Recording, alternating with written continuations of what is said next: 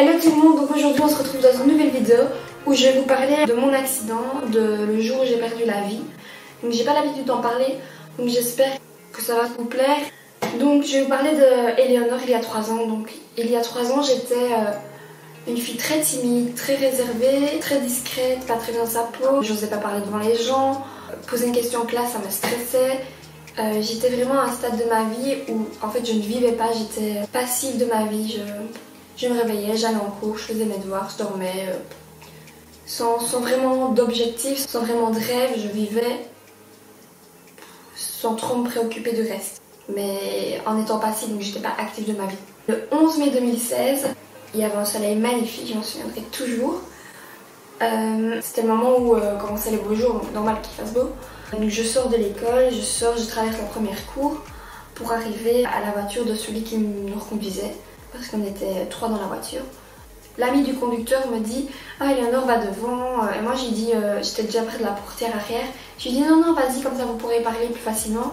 Et il insiste pour que j'aille devant, mais timide que je suis, je dis « Non, non, vas-y, vous pourrez parler » et moi je me mets derrière. Donc voilà, il monte à l'avant et moi je monte derrière le conducteur. Du coup on prend la route, là c'est un peu flou parce que je me souviens plus trop. Mais on arrive dans des bois, donc une route où en tout cas il y avait beaucoup d'arbres autour. Et là, je sais pas ce que j'ai, mais je crois que ma mère m'a appelée, alors que pas du tout, hein, j'avais pas d'appel manqué.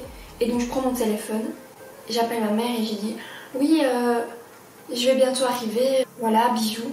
Alors, je ne sais absolument pas pourquoi j'ai fait ça, mais la dernière chose que j'ai faite c'est appeler ma mère. Parce que 2 secondes plus tard, la voiture dans laquelle je me trouvais a dévié une première fois sur la bande de gauche, puis elle s'est remise. Ensuite, elle a redévié, mais malheureusement, en face, arrivait une camionnette 4 voitures qui roulait pas très vite, apparemment. Donc, on s'est percuté en frontal, tous en même temps. Donc là, sur le coup, on réalise pas ce qui se passe. Donc en fait, toutes les personnes qui ont été impliquées dans l'accident n'ont rien du tout, sauf moi, bien sûr. Donc après le choc, le conducteur se retourne vers moi et me demande « Ça va ?» Et là, incapable de répondre. Genre je suis comme ça. Il n'y a rien qui se voit, mais je parle pas. Et donc je commence à m'inquiéter parce que j'entends oh, c'est pas la sortie de la voiture, elle est calée dedans, il faut l'aider, il faut l'aider. Et donc tous les gens essaient de me sortir parce que j'étais coincée dans la voiture, les portières s'étaient calées. Personne ne sait me sortir, j'entends le conducteur qui dit il faut que je la sorte, il faut que je la sorte et qui veut absolument me sortir. Mais heureusement il l'a pas fait parce que ça aurait empiré mon état. Et donc moi, je fais abstraction un peu de tout ça, mais ça me stresse quand même beaucoup. Donc j'essaie de bouger mes mains. Et là, je vois que ça bouge pas en fait. Et là, je me dis, ok, l'heure est grave. J'essaie avec mes jambes. Je me dis, allez, il faut que je bouge mes jambes. Rien ne bouge. Donc là, je commence à sentir une pression monter, à stresser, à avoir du mal à respirer. Parce qu'en fait, mes côtes cassées avaient transpercé mon poumon. Donc d'office, je respirais très mal. Et là, je stresse, j'angoisse. Et il y a une douleur intense qui me prend au ventre. Je sais pas vous expliquer la douleur que j'ai ressentie parce que mettre des mots sur une douleur aussi affreuse, aussi douloureuse en fait, c'est vraiment compliqué de pouvoir vous expliquer. Donc moi je vais essayer. Donc moi j'avais l'impression qu'en fait mon ventre prenait feu en fait. Que tout l'intérieur brûlait en moi et ça me faisait tellement mal qu'au bout d'un moment il y a des cris qui sortaient de moi. J'agonisais en fait. Je savais plus contrôler mon corps, c'était des cris d'animaux qui sortaient et je me sentais m'endormir et j'étais là, non Eleanor, faut pas que tu t'endormes, faut pas que tu t'endormes, faut pas que tu t'endormes. Ça m'angoissait en fait parce que j'étais toute seule dans cette voiture, tout le monde essayait de me sortir mais personne n'était là vraiment pour me parler, pour me réconforter. Ensuite là je commence à voir noir, donc il y a un voile noir qui se met devant moi et je ne vois plus rien. Donc imaginez un peu l'état dans lequel je suis, j'ai le ventre qui me fait une douleur, mais c'est pas la douleur des règles là les filles, vous voyez. C'est une douleur vraiment de... Tu brûles tout à l'intérieur de toi. Il y a tout qui brûle quoi. Je sais même pas vous expliquer en fait. Donc là quelques temps après il y a un infirmier ou un médecin, je sais pas trop qui c'était, qui vient et qui me dit mademoiselle, où avez-vous mal? Et là je ne sais toujours pas parler.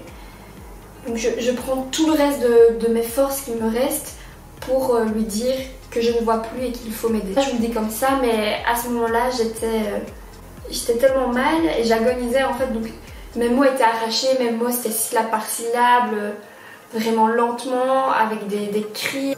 Et j'agonisais, j'étais angoissée, c'était impossible de parler quoi.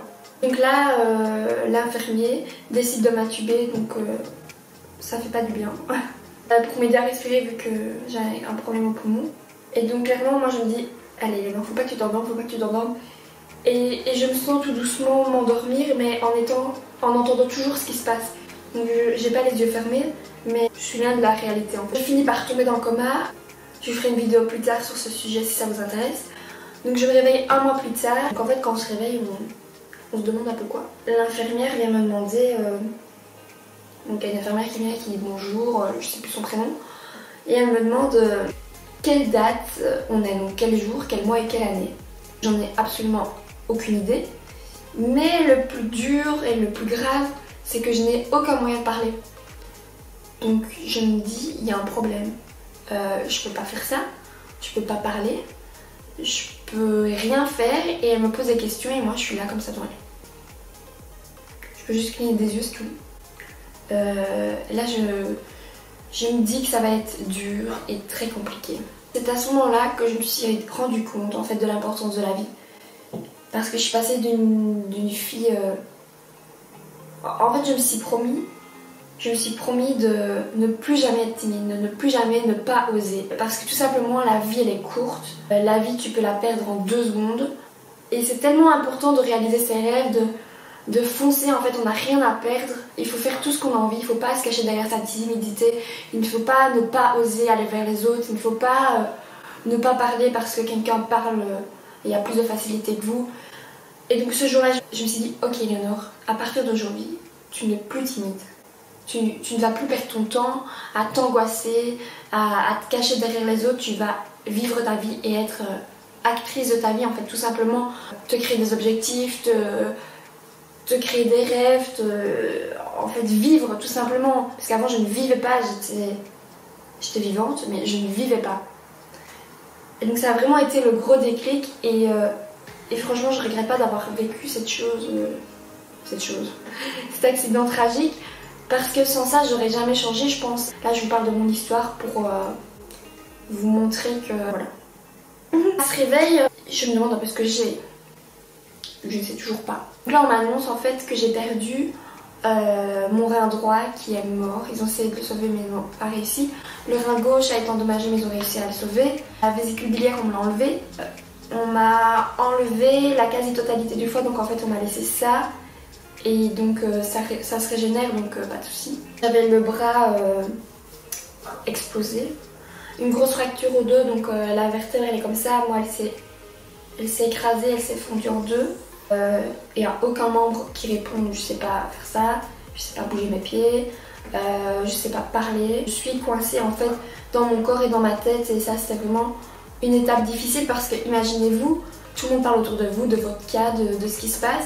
Et vous n'avez aucun moyen de dire vos inquiétudes, aucun moyen de poser des questions, aucun moyen d'être rassuré en fait. Vous êtes toute seule dans votre tête et vous ne pouvez pas vous rassurer vous-même parce que vous faites des films et des histoires. Donc voilà, je vais faire une petite conclusion. Le conseil que je pourrais donner à chaque individu, c'est vraiment de vivre sa vie à fond et de ne pas se préoccuper des petites choses inutiles qui nous énervent. Il faut vivre ses rêves, il faut aller jusqu'au bout de vos rêves, de vos ambitions. Parce qu'en fait tout peut s'arrêter en quelques secondes sans même s'en rendre compte. Et surtout, il faut être acteur de sa vie et pas passif parce que c'est tellement dommage, vous avez la chance de vivre et vous ne vivez pas. Vous vous cachez derrière les autres, vous ne lancez pas vos projets parce que vous avez peur. Et moi je vous conseille de foncer et de vivre cette vie à fond tant que vous pouvez le faire parce qu'on ne sait pas ce qui nous attend après. Donc oui, cet accident m'a totalement changé parce que là je suis là aujourd'hui devant vous à vous parler de mon caméra alors que je pense qu'il y a 3 ans j'aurais jamais osé faire ça. Ça m'a changé en bien parce que j'ai appris sur mon corps, j'ai appris sur les gens, j'ai une ouverture d'esprit plus large, j'ai vu des choses tristes, des choses choquantes, enfin j'ai vécu des choses très dures. Je suis pas là pour me plaindre parce qu'il y a plus dur que moi, il y a plus facile, il y a toujours plus et moins. J'espère que cette vidéo vous aura plu. J'ai pas l'habitude de parler de ça encore une fois donc je suis pas ouf à l'aise. Mais j'espère que mon histoire pourra en inspirer des autres et peut-être changer votre vie. En tout cas, c'est tout ce que je vous souhaite, c'est de vraiment vivre votre vie à fond sans vous préoccuper des petites histoires inutiles, tout simplement en profitant sans se mettre en danger. Je vous souhaite de passer une excellente journée et je vous embrasse.